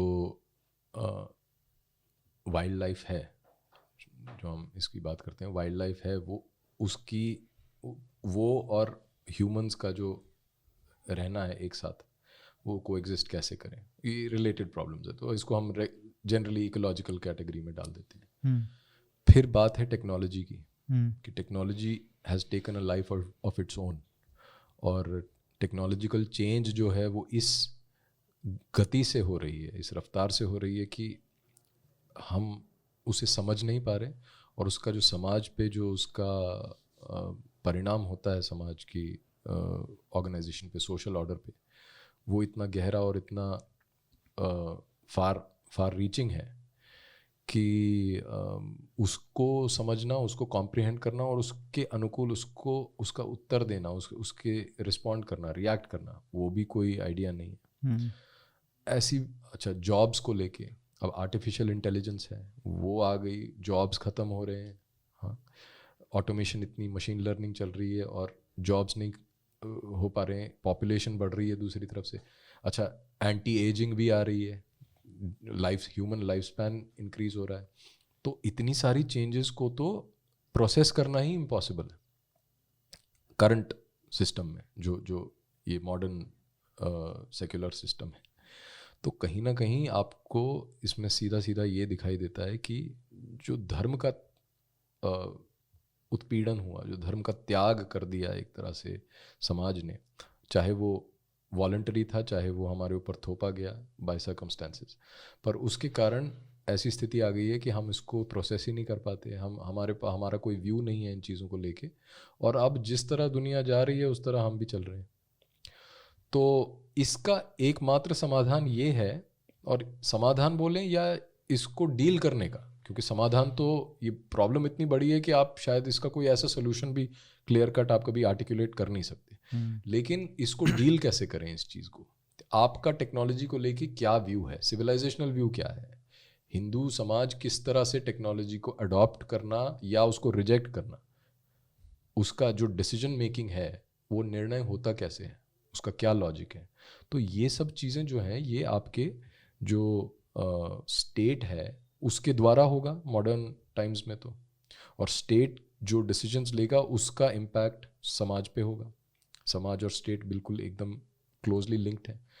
तो अगर समाज की जो सोच है, यदि है अब हिंदू समाज में कोई सोच, तो वो सोच स्टेट अगर रिफ्लेक्ट नहीं कर रहा, तो यानी कि हम पूरी तरह से रैंडम फैक्टर्स पे, जो नॉइज है, इंफॉर्मेशन है, इंफॉर्मेशन में नॉइज इतनी ज़्यादा है, उस नॉइज के ऊपर हमने अपना पूरा भविष्य छोड़ दिया है। और जो हमारे आने वाली पीढ़ियां हैं, उनके वो जब हमसे वो वापस देख के प्रश्न करेंगे कि इन्होंने क्या किया, तो हम ऐसी we will cut such a sorry figure कि इन लोगों को पता ही नहीं था ये कर क्या रहे थे। तो उस चीज़ के लिए उनको क्या पता होगा। नहीं, मैं तो कह रहा हूँ कि मतलब जो भी है, मतलब हमेशा आप पीछे देख के दूसरों को क्वेश्चन, हम भी तो यही कर रहे हैं ना, कि गांधी ने, नेहरू ने ये किया, तो आज क्या कर रहे हैं, वही मेरा पहले भी वही मैं कह रहा था कि आज की बात तो कर लो पहले। लेकिन बात ये है कि आप अगर अपने बच्चों के लिए ऐसा संसार छोड़ के जाते हैं जो रहने लायक ही नहीं है, तो फिर आपने, मतलब आपका योगदान क्या है इस सिविलाइजेशन में। उसको करने के लिए आपको कुछ ना कुछ चेंजेस, बड़ी रेडिकल चेंजेस करनी पड़ेंगी। You will have to take control of your destiny in some sense, of your collective destiny. And what is that collective destiny? That can only be defined if you define the collective. Collective क्या है? आप हिंदू हो, और हिंदू हो तो हिंदू होने का क्या मतलब है? ये सब चीज़ें जब चर्चा का विषय नहीं बनेगी, मेन स्ट्रीम डिस्कोर्स का पार्ट नहीं बनेगी, तब तक तो वी आर डूम्ड, और हम तो छोटी छोटी चीज़ों में ही उलझे रहेंगे। और जो बड़े प्रश्न हैं आज के युग के, और जो क्राइसिस, जो ग्लोबल क्राइसिस है, जो बहुत सारे हमारे मित्रगण हैं जो अपने आप को विश्व गुरु की तरह इमेजिन करते हैं, तो ये विश्व गुरु अगर इन प्रश्नों पर मंथन नहीं करेगा, तो फिर काहे का विश्व गुरु? और क्या है आपका, आप कितने पानी में हो, ये साफ साफ समझ आ जाता है ना। तो हिंदू स्टेट का होना इन प्रश्नों को डील करने का मैकेनिज्म है, Not an end in itself. not an end in itself, of course. The end is much bigger. The Yes. end is life itself. And that is where the other people, I mean, even let's say the Muslim sphere deals with these questions in its own ways. आप उनसे इस बात से असहमत हो सकते हैं कि वो आधुनिकता को लेके उनका बहुत अजीब सा स्टांस है, लेकिन उनका स्टांस है, आपका तो कोई स्टांस नहीं है। आप तो जो आ रहा है वो एक्सेप्ट कर लोगे, क्योंकि आपने कभी सोचा ही नहीं कि क्या आ रहा है। ये सिचुएशन है। जब हम, जैसे एग्जाम्पल देता हूँ, हम पूंजीवाद की बात करते हैं, कैपिटलिज्म, तो एक पॉलिटिकल हिंदू के लिए capitalism is an unquestioned ideal. मतलब क्योंकि capitalism stands in opposition of communism, और communism is left, we are right, therefore capitalism is good. ये है, ये सीरियस शॉर्टकट है ना थिंकिंग का। यही पाथ फॉलो होता है मोस्टली। जब आप कहें तो आप कहेंगे कि कैपिटलिज्म में यार कुछ प्रॉब्लम्स हैं ग्लोबल कैपिटलिज्म में, तो बोलेंगे अच्छा तुम कम्युनिज्म हो, अच्छा तुम मार्क्सवादी हो। तो ये जो डाइकोटोमी है ये समझ ही नहीं आई, क्योंकि आपने अपनी लेंस से कभी देखा ही नहीं विश्व को, दुनिया को। आप समझ ही नहीं पा रहे कि आजकल के चैलेंजेस क्या हैं और उसमें मेरा क्या, मेरी नैतिकता मुझे क्या बताती है, मैं कौन हूँ और मुझे किस तरह से इस चीज़ के साथ डील करना है। ये जब प्रश्न हुए ही नहीं, उठे ही नहीं आपके मस्तिष्क में, तो आप उसको शॉर्टकट्स में रिड्यूस कर देते हो इनटू राइट एंड लेफ्ट, और उसको डिसमिस कर देते हो और बोलते हो कि एकमात्र मेरे पास इन सब चीज़ों का उपाय है कि मैं वोट करने चला जाऊं और मैं इस पार्टी को वोट करूं। और आपसे अगर कोई पूछे कि भाई पार्टी वार्टी छोड़ो, इन चीज़ों के बारे में बात करो, अरे तुम तो एजेंट हो, तुम तो ये हो, तुम तो वो, ऐसे टाइप का डिस्कोर्स चल रहा है। तो Hindu state is extremely, it's a non negotiable as far as our future is concerned. ये तो मुझे दिखाई देता है, और मैं अपनी तरफ से उसको बेस्ट आर्टिकुलेट कर सकता हूँ अपने लिमिटेड मीन्स में। ये बोल सकता हूँ कि ये होना चाहिए, वो होना चाहिए, पर मुझे पता है कि ये जो इसका पूरा, इसकी परिकल्पना है, ये एक व्यक्ति का काम नहीं है, ये एक इंडिविजुअल नहीं कर सकता। इसके लिए एक पूरी मूवमेंट होनी चाहिए, और तभी उससे एक इमर्जेंट सोल्यूशन निकलता है। एक इमर्जेंट जो रियलिटी है, उसमें इन सब प्रश्नों के उत्तर कहीं ना कहीं हमें दिखाई देने शुरू होंगे। ये लॉन्ग टर्म गेम है। जो मैंने एक वीडियो में इन्फिनिट गेम की बात की थी, ये इन्फिनिट गेम है, ये छोटी गेम नहीं है। जैसे कश्मीर को लेके जब लोग बोलते हैं कि वहाँ पे 5 उग्रवादियों को मार दिया, 5 आतंकवादी मारे गए, तो क्रिकेट स्कोर की तरह चलता है, उससे कोई फर्क नहीं पड़ता। द सप्लाई इज इन्फिनिट, वो आते रहेंगे। आप 5 मारिए, 50 मारिए, 500 मारिए, 5000 मारिए, वो और आते रहेंगे, क्योंकि उनकी गेम बहुत लंबी है और वो प्रोड्यूस करते रहेंगे आतंकवादी। आप चाहे मारते रहे, आप सोचोगे कि हाँ हमने मार दिए तो ये खत्म हो गए, वो खत्म नहीं होने वाले, क्योंकि आपका माइंडसेट इज फाइनाइट। हर घर से अफजल निकलेगा। बिल्कुल, वो बिल्कुल सच्ची बात है। तो आपके हिसाब से वो क्या प्रिंसिपल्स होने चाहिए, या वो को क्या लेसन्स हैं जो हम अपनी स्ट्रेंथ्स हैं सिविलाइजेशन की, जो हमारे इंस्टीट्यूशंस रहे हैं, उनसे सीख सकते हैं और उनको आज की मॉडर्न स्टेट में, स्ट्रक्चर्स में उसको ला सकते हैं। जो हिंदू राज्य बनेगा तो उसके प्रिंसिपल्स क्या होंगे, उसका कॉन्स्टिट्यूशन कैसा होगा, उसके ऊपर बहुत सवाल उठते हैं। हाँ, कुछ लोग कहते हैं कि आप तो थियोक्रेटिक स्टेट बनाना चाहते हो जहाँ पे ब्राह्मणों का राज होगा और सब लोग नीचे बन जाएंगे और फलाना दिखड़ा, या फिर आप एक तरीके से दूसरे धर्मों के साथ उनका क्या रिलेशन होगा। तरह तरह के सवाल उठते हैं।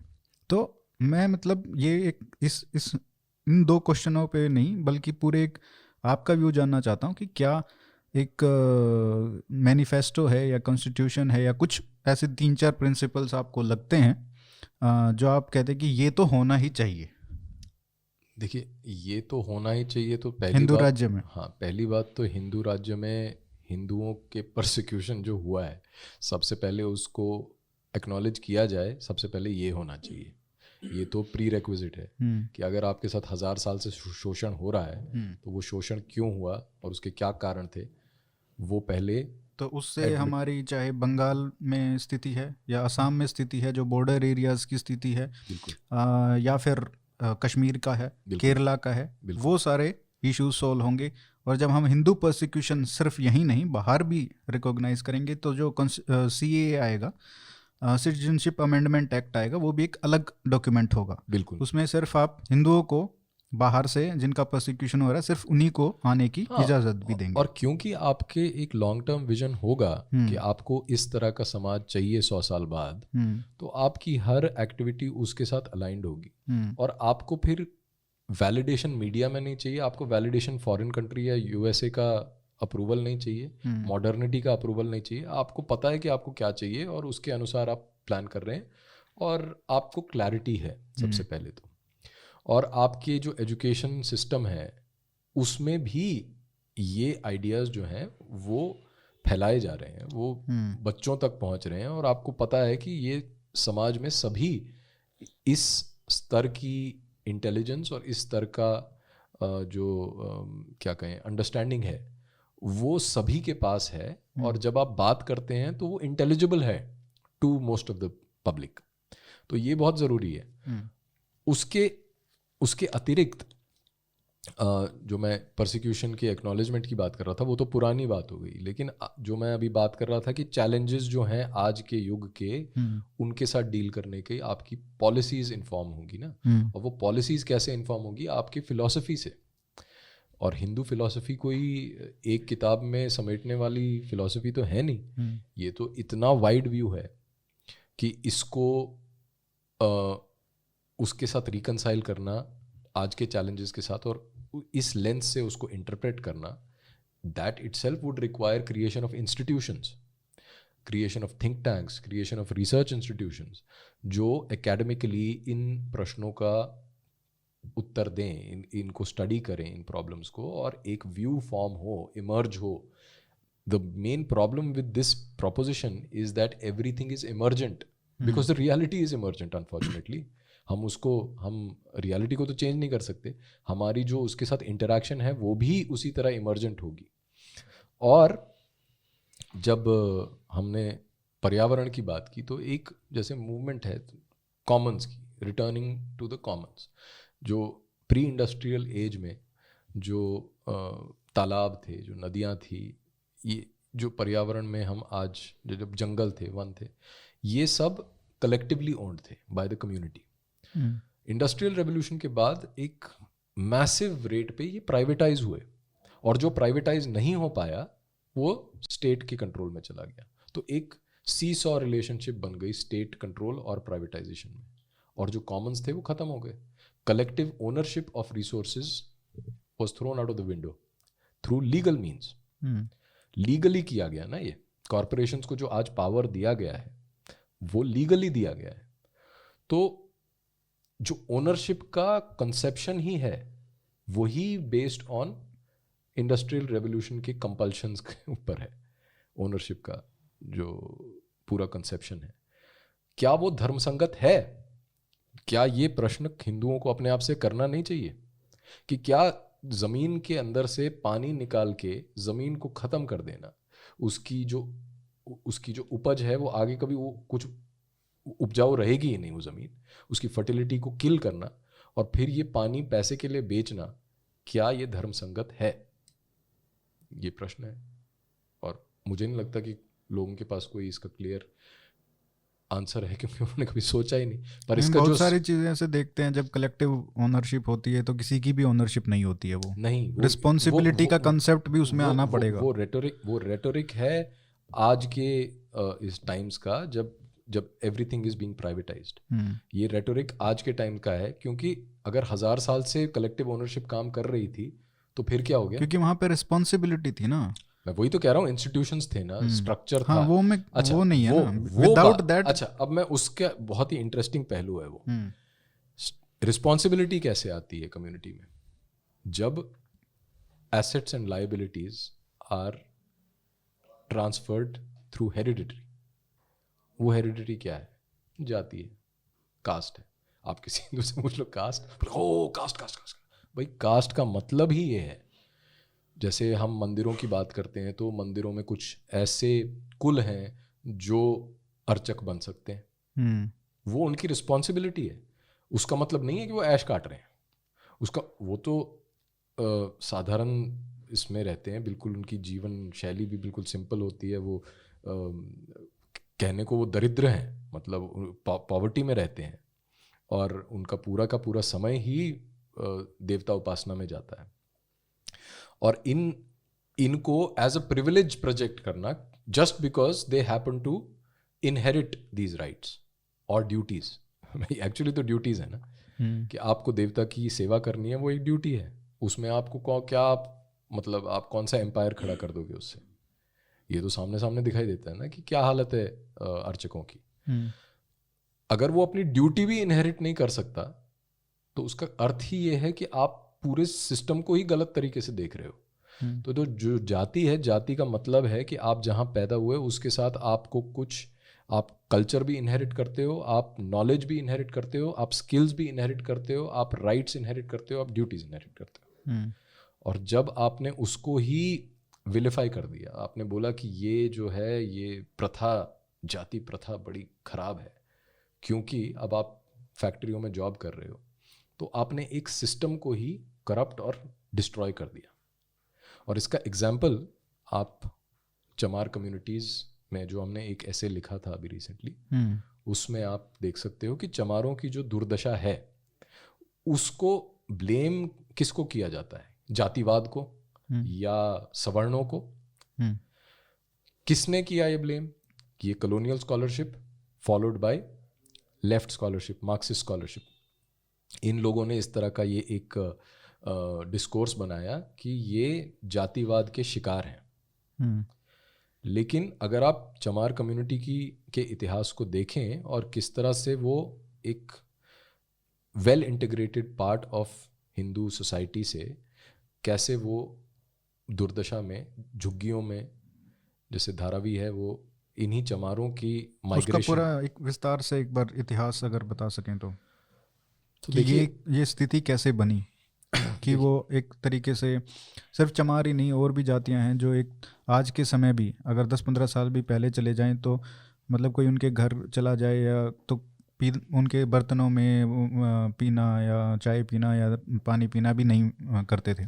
तो इस तरीके का जो आज तक डिस्क्रिमिनेशन है, ये दो अलग चीजें हैं। ये डिस्क्रिमिनेशन देखिए, छुआछूत जो हमारी जो है, हाँ, जो छुआछूत है वो इंटरकास्ट कम है और इंट्राकास्ट भी ज़्यादा है। इंट्राकास्ट मीन्स कि जो विद इन अ कास्ट, जो सब कास्ट हैं उनके बीच में ज़्यादा होता है, क्योंकि प्री इंडस्ट्रियल समाज में interaction between different Werner's was very clearly defined कि ये बाउंड्रीज हैं, इन बाउंड्रीज में इंटरैक्शन होगी और उसके रूल्स डिफाइंड है, मतलब प्रिटी मच फिगर्ड आउट। पर जो विद इन द कम्युनिटी, उसमें ऑटोनॉमी बहुत है विद इन द कास्ट। और विद इन द कास्ट में कोई ऐसा समाज है जो दूसरे के साथ नहीं, उनके अपनी हिस्ट्री है, लैंड डिस्प्यूट्स हैं, उनके आपस में शादी नहीं करते, किसी ने किसी का कुछ बिगाड़ दिया होगा पहले, तो वो उनका कंटिन्यू चलता आ रहा है, जैसा हर समाज में होता है। और उसकी वजह से उनके बीच की जो भेदभाव जिसको आज हम कहते हैं, पर उनकी अपनी प्रेफरेंसेस हैं कि हम उनके साथ बैठ के नहीं खाएंगे, इनके साथ बैठ के नहीं खाएंगे, वो एक तरह का अनटचेबिलिटी है और वो स्पॉन्टेनियस है। और उसमें caste hierarchy is not involved. जहाँ कास्ट हायरार्की है उसमें भी बहुत सारे न्यूआंसेस हैं। मैं ये नहीं कह रहा कि बिल्कुल प्रेजुडिस नहीं है, प्रेजुडिस भी एक कारण है, और वो कुछ सर्कमस्टेंसेस में प्रेजुडिस हो सकता है, पर बहुत जगहों पे ऐसा नहीं होता। जैसे कि मैंने पहले भी किसी पॉडकास्ट में बोला था कि जब आप कोई मंत्र अनुष्ठान लेते हैं और मंत्र अनुष्ठान में आपको खाने पीने का कुछ बहुत स्पेसिफिक रूल्स फॉलो करने पड़ते हैं, तो आप नहीं खाते किसी के हाथ का।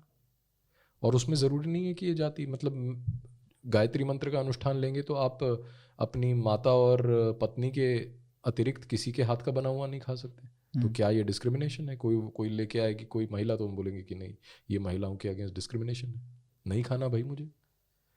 तो इस तरह का भी जो सोशल रियलिटीज़ हैं उसको आप छुआछूत में मोल्ड कर देते हो और वो बोलते हो कि ये कास्ट की प्रॉब्लम है। बट बेसिकली कास्ट है क्या, ये समझने वाली बात है ना। क्यों caste, why does caste refuse to go? Because it is deeply ingrained. Why is it deeply ingrained? Because it is a biological reality. जो जाति है वो बायोलॉजिकल है, और जो it is an extension of family. तो यदि आप आज आप कह रहे हो कि जाति को खत्म कर दो, कल को आप कहोगे कि परिवार को खत्म कर दो, और जैसा चलता भी है कई जगह. कल को क्या आज ही कह रहे हैं, कह रहे हैं ना, और वो इसीलिए हो रहा है. कह नहीं रहे तो कम से कम ऐसी पॉलिसीज लेके आ रहे हैं जिससे खत्म होगा. Absolutely, absolutely. तो आपका जो ओरिजिनल प्रश्न था, मैं उस पर वापस जाता हूँ, वो है चमार. तो चमार जो थे वो हमने अपने ऐसे में भी डॉक्यूमेंट किया है कि महाराष्ट्र में चमार महार कम्युनिटी थी, जिससे डॉक्टर बी आर अम्बेडकर भी आते हैं. और ये महार कम्युनिटी जो थी, ये 12 बलूतेदार, जो 12 सर्विस प्रोवाइडिंग कास्ट्स हैं, उनका पार्ट थे. उसमें कारपेंटर्स हैं, उसमें गुराव हैं, उसमें मोची हैं, उसमें माली हैं, ऐसे अन्य. तो अलग अलग जगह पे इसमें भी कोई यूनिफॉर्मिटी नहीं थी. कोई बाइबल में नहीं लिखा हुआ कि यही 12 होंगे. तो अलग अलग जगह अलग अलग ये 12 बलूतेदार थे. वो भी 12, कई जगह 13 भी हो सकते थे, लेकिन इनको बोला 12 जाता है. तो इसमें क्या था कि एक बार्टर सिस्टम से चलता था कि आज आप जिस गांव में सर्विस दे रहे हैं, उस गांव के किसी पर्टिकुलर फैमिली से आप कनेक्टेड हो, और वो आपके जजमान है. इसको नॉर्थ में जजमानी सिस्टम भी बोलते हैं. वो आपके जजमान है. आपकी उनके बीच की जो ट्रांजैक्शंस हैं वो बिल्कुल क्लियरली डिफाइंड है. आप सर्विस प्रोवाइड करते हो, उसके बदले में आपको फसल में से एक पार्ट दिया जाएगा. आपको फेस्टिवल्स में कुछ जो उत्सव होंगे उसमें आपको कुछ रोल प्ले करना है, उसकी जगह आपको कुछ कॉम्पेंसेशन भी दी जाएगी. बीच बीच में आपको बुलाया जाएगा खाने पे. ये सब चीज़ें गांव में जो चलता रहता था उसका पार्ट है. जब कोई आपकी हर घर में तब गाय होती थी, तो पैस्टोरल इकोनॉमी में तो गाय का एक सेंट्रल रोल है ही. तो गाय जब मर जाती है, तो गाय तो एक बिल्कुल परिवार के सदस्य की तरह पाली जाती थी. आज भी कई जगह होता होगा. जब गाय मर जाती है तो उसके शव पे अधिकार केवल आपके बलूतेदार महार का ही है. आप वो किसी और को नहीं दे सकते. बेचने का तो सवाल ही नहीं.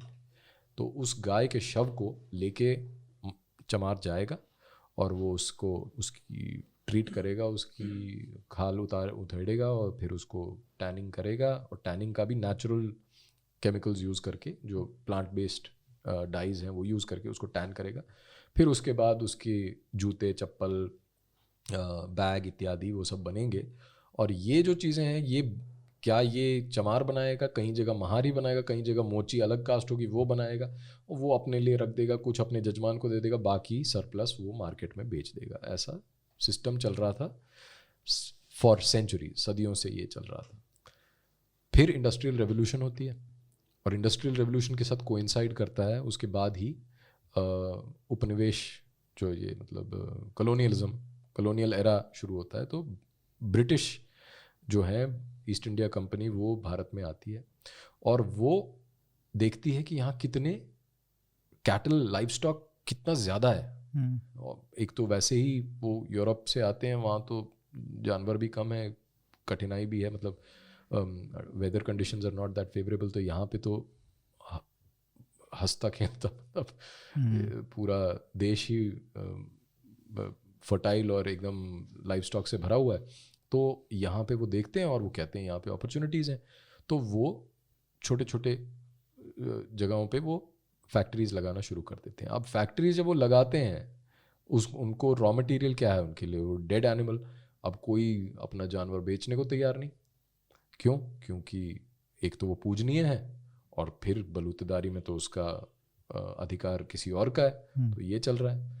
धीरे धीरे वो पुश करते हैं, उनको चाहिए अपना रॉ मटेरियल. तो वो देखते हैं कि अच्छा, जो मुसलमान हैं उनके लिए गाय पूजनीय नहीं है, तो वो बेच सकते हैं. तो इस तरह से जो लेदर इंडस्ट्री की शुरुआत है, तब से ही मुसलमान इसमें सक्रिय हैं, और तब से ही वो डोमिनेंट भी हैं, क्योंकि उनके लिए गाय पूजनीय नहीं है और वो उसको मार सकते हैं जैसे अन्य जानवरों को मारते हैं. इसमें हिंदू मर्चेंट्स पीछे रह जाते हैं. और फिर आता है दौर फैमिन्स का. सूखे, अकाल पड़ने शुरू हो जाते हैं. वो इंजीनियर्ड है या नहीं है मैं उसमें नहीं जाऊंगा, पर उससे जो जानवर हैं वो मरने लग जाते हैं. बहुत सारे जानवर मरते हैं, और हिंदुओं के लिए अब नॉर्मल हो जाता है कि जो जानवर हैं उनको पैसों के लिए ब्रिटिशर्स को बेचना फैक्ट्रियों को, और उसके एक्सचेंज में पैसे मिलना। और कई लोग तो अपने जिंदा जानवर भी बेचना शुरू कर देते हैं, चाहे वो स्लॉटर ही हो, उनको पता है, लेकिन वो अपनी आंख मूंद के उसको बेच देते हैं दिल पर पत्थर रख के, क्योंकि हालत ऐसी है, उनको बचना है, उनको खाना है कुछ, तो वो इनको बेचना शुरू कर देते हैं। यहाँ पे काउ स्लॉटर पहली बार नॉर्मलाइज होता है हिंदू सोसाइटी में, नहीं तो वो तो कोई सोच नहीं सकता था। अब जब आपने अपना जानवर बेच दिया या मरा हुआ जानवर ही बेच दिया, उसकी खाल बेच दी पैसे के लिए, तो जिसका अधिकार था उस पर, जो चमार है, उसका क्या होगा? तो उसके पास रॉ मटेरियल नहीं है, उसकी रोजी रोटी उससे छिन गई। रोजी रोटी छीने जाने के कारण उसके पास और कोई विकल्प नहीं रहता, और वो फैक्ट्रियों में मजदूरी करने के लिए जाता है। और ये फैक्ट्रियां कौन ओन करता है? या तो अंग्रेज ओन करते हैं या मुसलमान ओन करते हैं। और ये पूरी जो व्यवस्था है सैकड़ों साल की, हजारों साल की, बारह बलूतेदारी की, ये डिसरप्ट हो जाती है। और इसमें जो समंजस है, समाज में एक स्थिरता है, वो सब खत्म हो जाती है। और अब आप जो क्लासिकल जो मार्क्सिस्ट एनालिसिस होता है फैक्ट्रीज में क्या हुआ, बुर्जुआ और प्रोलेटेरिएट, इनके बीच का डिवीजन और कौन मीन्स ऑफ प्रोडक्शन किसके हैं, ये सब प्रॉब्लम्स अब आती हैं। और अब ये जाके मास माइग्रेशन होती है लोगों की, और वो फैक्ट्रियों में एम्प्लॉयमेंट के लिए अर्बन सेंटर्स में ट्रैवल करते हैं।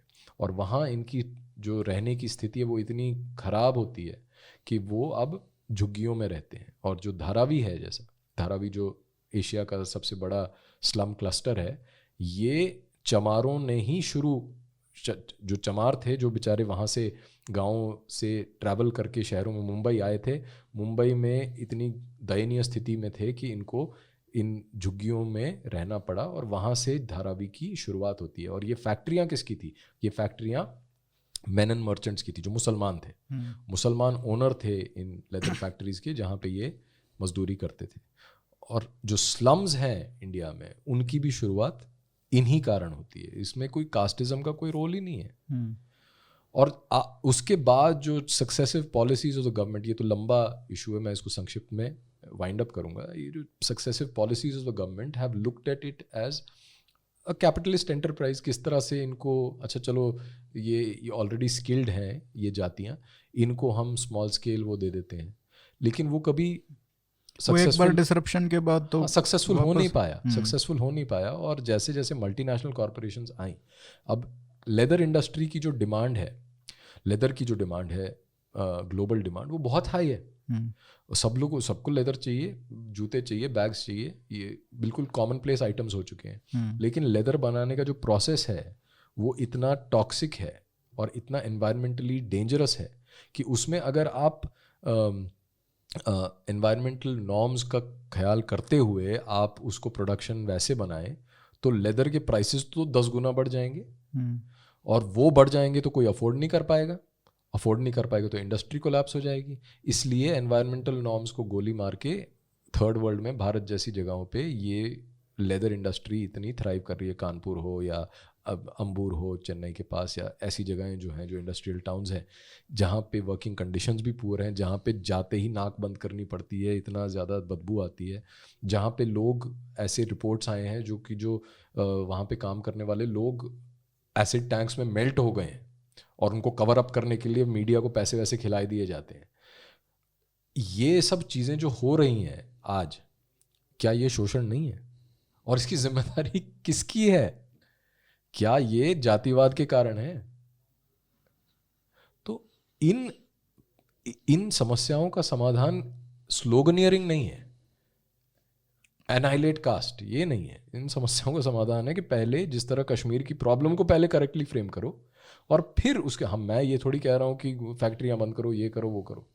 मैं तो कह रहा हूँ कि पहले प्रॉब्लम को रिकग्नाइज करो, पहले उसको सही से फ्रेम करो, उसके बाद बात करो।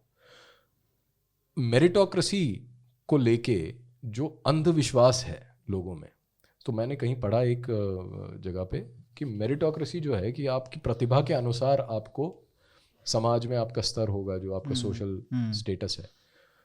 Meritocracy is not a remedy for inequality, it is an excuse for it. समझ रहे हैं? कि मैं ये कहता हूं कि सब कुछ इक्वल अपॉर्चुनिटी दे दी। अगर मैं इक्वल अपॉर्चुनिटी दे भी देता हूँ समाज में, तो वो अपॉर्चुनिटी एनकैश जब होगी तो जिसकी जो प्रतिभा का स्तर है उसके अनुसार ही तो वो सक्सीड करेगा। तो जो ये प्रतिभा का स्तर में जो डिफरेंस है, the native talent which differs from an individual, from individual to individual, where does it come from? इसका तो कोई जवाब नहीं है ना। जो वेस्टर्न थॉट है फॉर एग्जांपल, उसमें या मॉडर्न थॉट में कोई जवाब नहीं है ना, इसलिए आप स्ट्रगल करते रहोगे। या जॉन रॉल्स कुछ बोलेगा, फ्रीडरिक हायक कुछ बोलेगा, और वो किसी तरह से इस क्वेश्चन को नेगोशिएट करेंगे कि हाँ ठीक है। जैसे हायक बोलेगा कि हाँ आप एक्सपेक्ट ही मत करो कि इक्वालिटी कभी होगी, ये तो मार्केट फोर्सेस जो चलेंगे जैसे फ्री मार्केट में, वो उसी के अनुसार सोसाइटी में डिस्ट्रीब्यूट होगा वेल्थ, और इनइक्वालिटी तो रहेगी। जॉन रॉल्स बोलेगा कि नहीं आपको जो नीचे के स्तर पे लोग हैं उनको आपको हेल्पिंग हैंड देना पड़ेगा, क्योंकि after all a talent is arbitrary. मतलब you are talented not because of your own doing, ultimately you have circumstances, or you could say that you have inherited some talents. That's a tricky area to go into right now, but I'm just saying that वो एक fact है। अब उसमें genetics का क्या role है क्या नहीं है उसको हम साइड कर देते हैं, बट आई एम सेइंग कि meritocracy itself is a problem. वो रिकॉग्निशन कहाँ है? तो आप वर्ण व्यवस्था को आप जितना भी गाली दे दो, बट वर्ण व्यवस्था तो अब प्रैक्टिकली डेड है ना। प्रैक्टिकली डेड कैसे है? आप प्रैक्टिकली वो डेड तभी हो सकती है जब आप इसको पूरी तरह कैंसिल कर दो इस बात को कि आप कुछ चीजें इनहेरिट कर सकते हो, और it is desirable to inherit some form of culture, some skills, right? आगे अगर समाज स्थिर हो जाता है, स्थिर किसी भी सेंस में हो सकता है कि अगर जॉब्स रहे ही नहीं, अगर ऑटोमेट हो गया सब कुछ और जॉब्स 20% रह जाते हैं जो आज की लेवल के हैं, अगर केवल 20% जॉब्स हैं और बाकी का 80% समाज बेरोजगार है, तो उसके लिए लाइफ में मीनिंग क्या बचेगा? जब तक आप कुछ ना कुछ फॉर्म ऑफ कल्चर को इनहेरिटेंस के रूप में, उसकी विरासत में आप उसको नहीं देते। तो नहीं, मैं आज की बात कर रहा हूँ। अगर आज कौन इनहेरिट करके, मान लो एस्पिरेशन जो है ना वो यूनिफॉर्म हो गई हैं मोस्टली।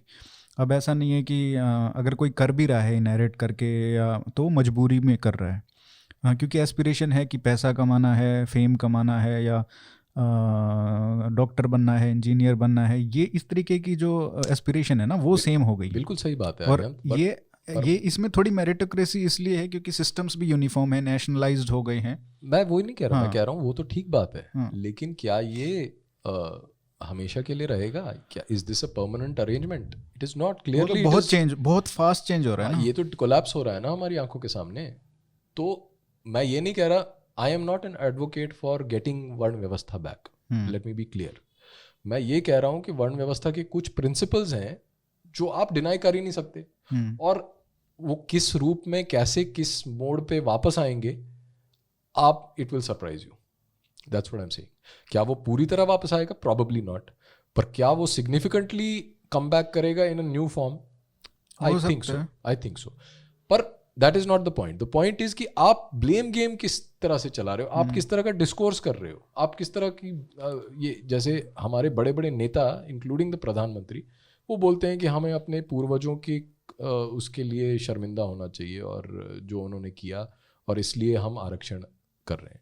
अगर आप ये बोलो कि मुझे आरक्षण देना है क्योंकि हमारे समाज में एक बहुत संख्या में ऐसे लोग हैं जो सर्कमस्टेंसेस के शिकार हैं, और हमारा धर्म बनता है कि हम उनकी सहायता करें, और अपने में से, अपने जैसे प्राइम मिनिस्टर ने अपील किया था कि आप अपनी एलपीजी को सरेंडर कर दो, है ना, तो बहुत लोगों ने किया। तो वो वॉलंटरी, वो जो गिविंग है, उस स्पिरिट से अगर आप आरक्षण की पॉलिसी बनाते हैं तो मुझे उसमें कोई प्रॉब्लम नहीं है पर्सनली।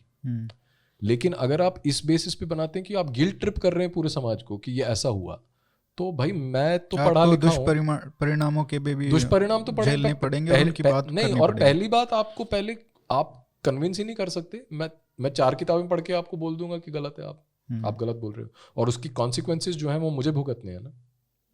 नेता लोग तो नहीं भुगतेंगे, वो तो एलिट्स हैं। तो ये कॉन्वर्सेशंस बहुत ज़रूरी हैं अगर हम कास्ट को लेके चलें कि कास्ट क्या है और कास्ट का हिंदू राष्ट्र में क्या रोल होगा, for example. These are difficult questions, admittedly very difficult to answer, but पहले दोनों चीज़ों को क्लियरली कंसेप्चुलाइज किया जाए। इस पे मैं अलग से एक सेशन करना चाहता था आपके साथ, तो उसके लिए अलग से रखते हैं क्योंकि काफ़ी टाइम हो गया है।